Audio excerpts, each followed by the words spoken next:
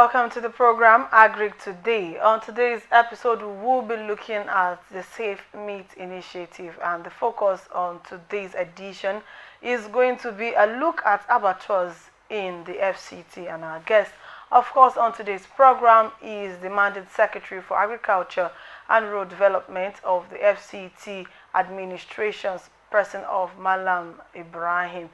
Before we go to Malam Ibrahim, let's take a view of some of the abattoirs we have around the FCT. Stay tuned.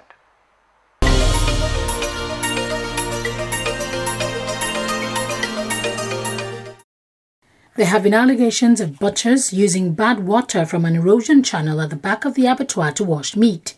The abattoir's chief security officer sets the record straight. We use bad water. It's the borehole water we use in the abattoir, and this is our borehole. And you have seen the borehole. That is the normal water we use in the whole of the abattoir. So for those who are saying that we use bad water, it's lie.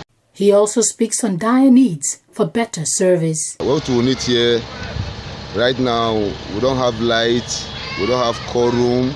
You understand? The cold room you normally use is the one that we used to go and pay outside for where they are keeping fish. That's where we keep our meat, if you remain. So what we need here, we need light and those cold room, you understand? The environment, you understand? You see, you are killing, but you still want government to help us, you understand, to fence the whole round of the abattoir so that most of our cows lost, you understand?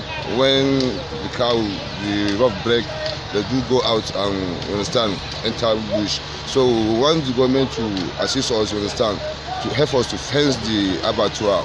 And I've been involved in the consumption of meat for the last 10 years. This information may be of interest to you.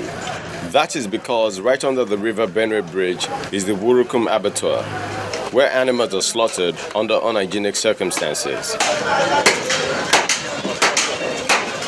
Cows, goats, and pigs are the regulars here.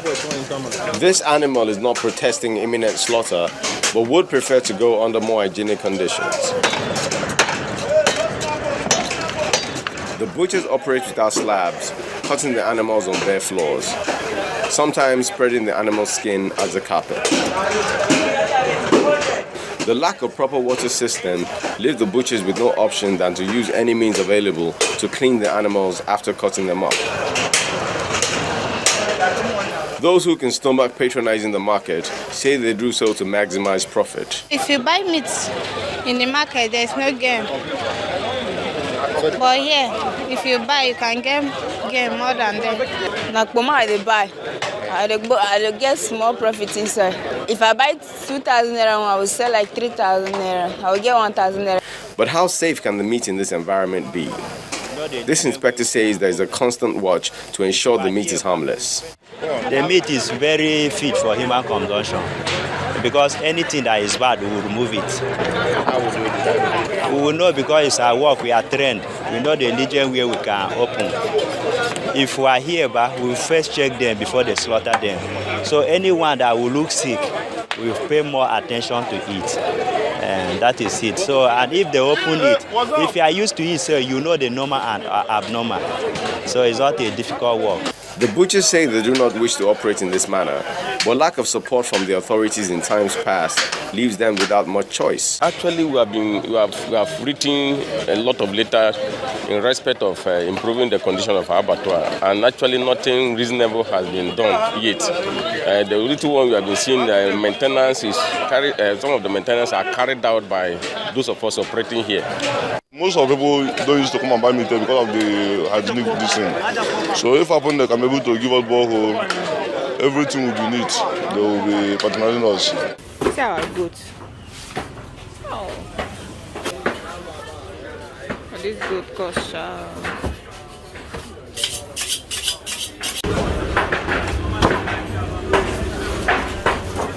So normally we buy this type of goat and then you store it. That way it saves you more money than when you buy in bits.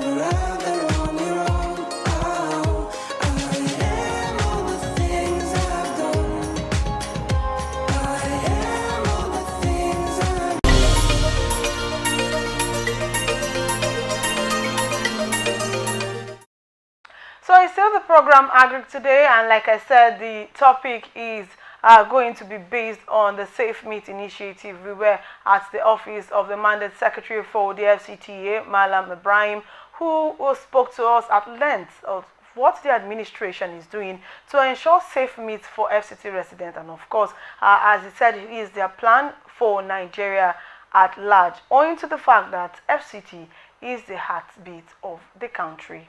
Let's hear from him. Let me start by appreciating you for coming and thank the Almighty God for giving us this opportunity.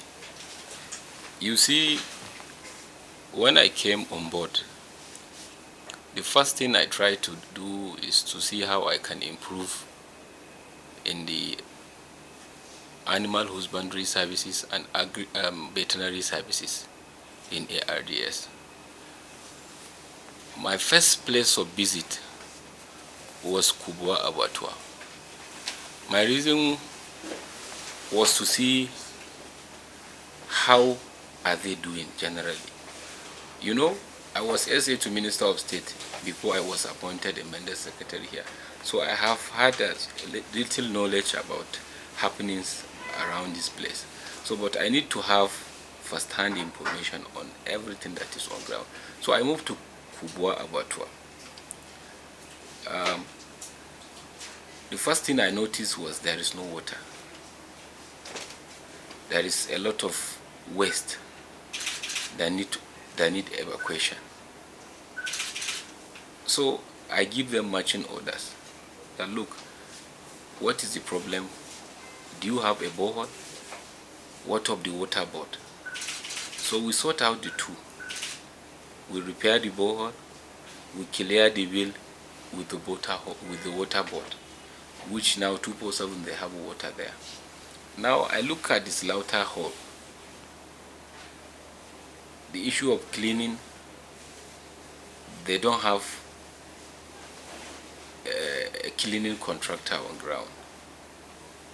They will only use the money given to them as overhead every end of the month to manage the money to do some cleanings there.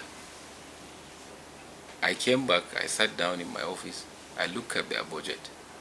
We created a quick intervention by appointing cleaners in all of the 4 abattoirs that we have, so that we can have a clean environment. So these are some of the first measures I took. I moved to Karo Abattoir. Karo Abattoir is the worst abattoir that we have because of the population and the activities that are going on there. So I personally see to the evacuation of the waste in Karo Abattoir. I was there myself on one Friday with my white abada. I have to remove it to go inside so that to inspect what they are doing. Thank God, all that thing is a thing of the past now. So if you come to the use of tires, the use of tires is like a general habit for our butchers.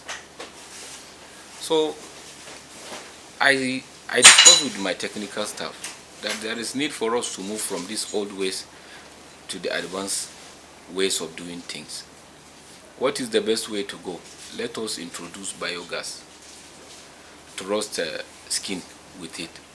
So we invite the butchers with their leadership.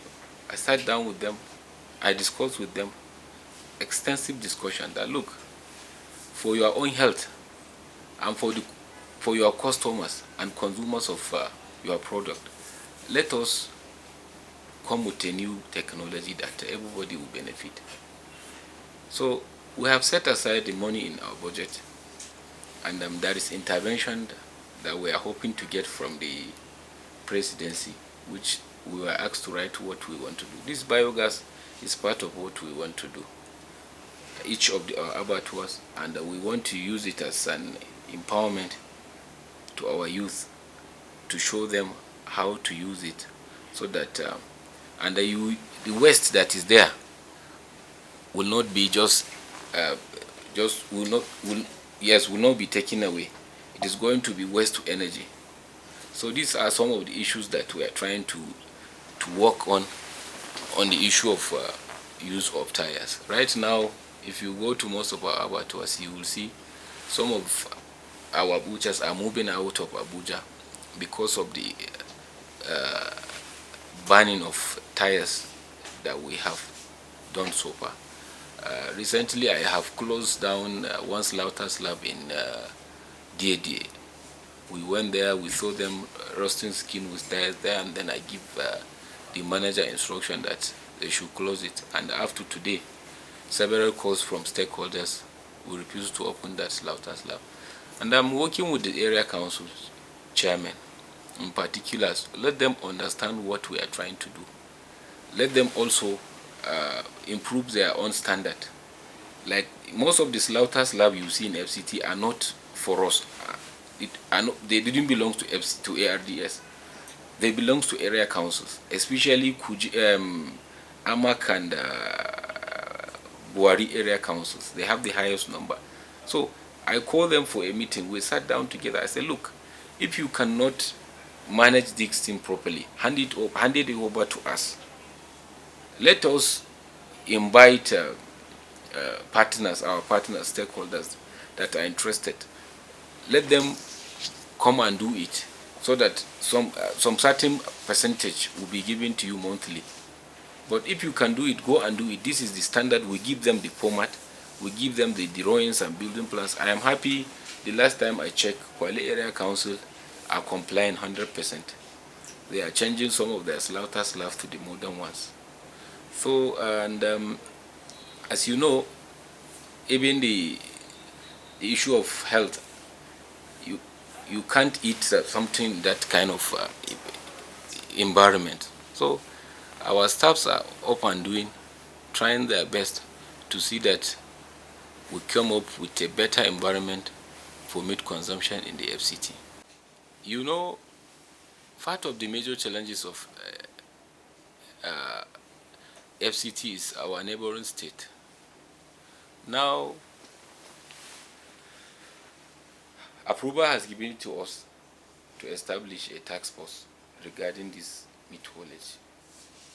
Because if you look at it, most of the meat coming from Suleja axis and Maraba axis has a lot of questions.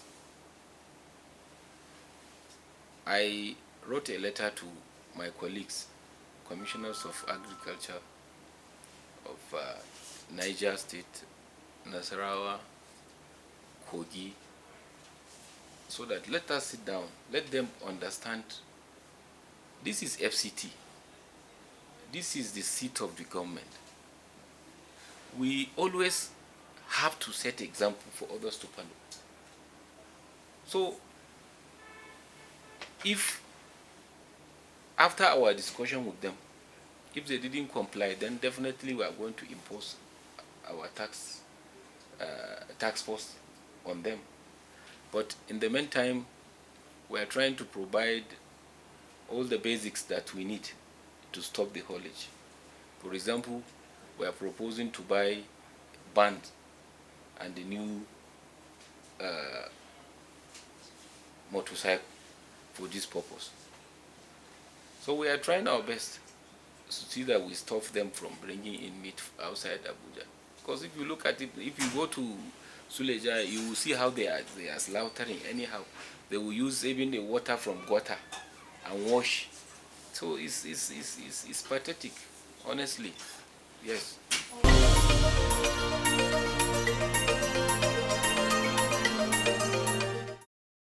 You're still on to the program, and of course, we've heard it from the mandate secretary who has enjoined those in business of meat, I would say cultivation here, but then those are in business of meat, whether it's the cow skin, all kinds of meat that has to do with abattoir. So always take care and take caution and follow guidelines, lay down rules that is provided to ensure safe meat for everyone in the FCT and of course the country at large. Also speaking, the mandate secretary spoke about farmers being of the know of climate change. This, he said, is going to help farmers to know when the exact farming is going to begin. For example, where the prediction from NIMET said is very, very important. If farmers yourself in the know and follow up these weather forecasts so that they can know if they plant a particular crop at a particular season and it's going to yield more results. He said this has been guiding them over and over in the FCT to ensure that their farm going to farm comes out with a bountiful harvest. Let's listen to him also and hear what he has to say on this aspect.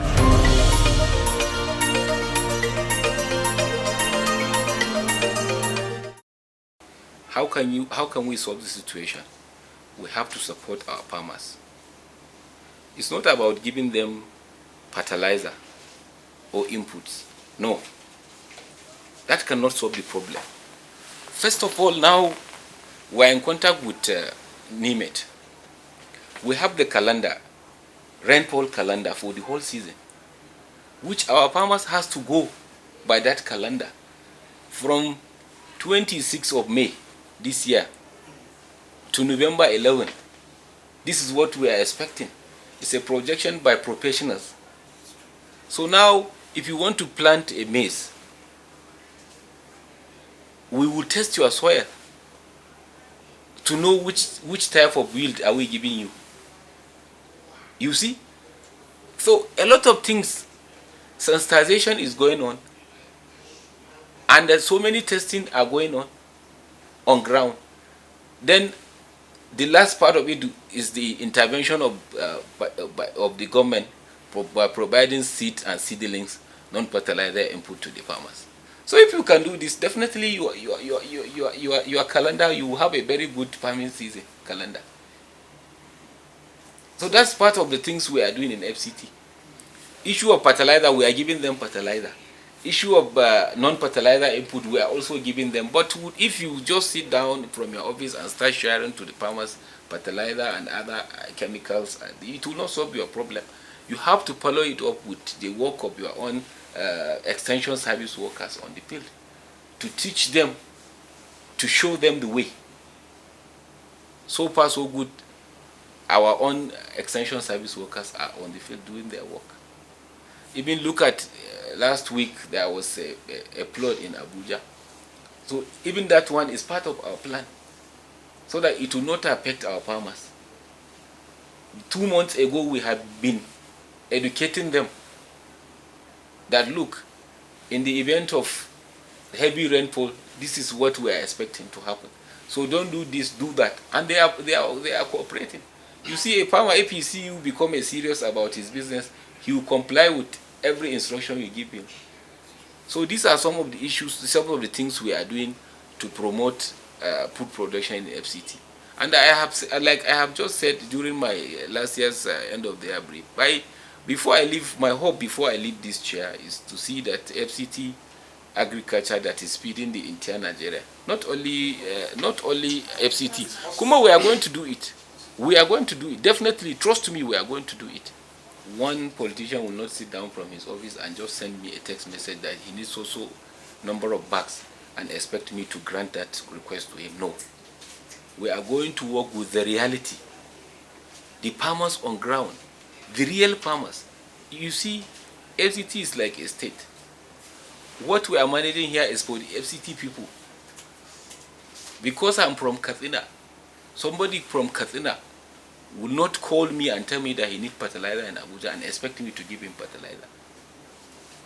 We are going to support the FCT people with what the government of the day gives them. So definitely we will soon start. But let us have the real data let us know who are the real farmers before we start issuing out our fertilizer. Extension service workers on the field, you know, they are all over the FCT, not in Gwagwalada, not in Amak. They are all over. They work under ARDS of FCTA. So they will go there. They know these people are farmers. They know the farmers. They will identify them. They will identify their farms. They will bring the list to us. You don't need to come to Area 11, to ARDS. From here, we will just do the allocation. We will get their phone numbers and everything. Once we do the allocation, we'll send them a text message that you are allocated so number of bags. Based on that, you will go to AGRIC services department, get a teller, go to the bank, pay your money, move to store, take your fertilizer. If you are living in Buari, we have a store in Kwali that can take care of people from Buari and if you are living in Abaji, we have a store in Kwali that can take care of people from Abaji and Kwali. If you are living in Gwagwalada, we have a store in Kuje that can take care of people from Gwagwalada and Kuje. If you are living in Buari or Amak, we have a store in Dede, that is Buari Area Council, that can take care of these two area councils. So what we are doing is very strategic. We have a lot of problems. To be honest with you, we are trying to see we can put something in 2022 budget that we can support bee farming in FCT. But for now, I cannot lie to you. We don't have anything on ground to support bee farming. But we'll come up with a better way to support the bee farming.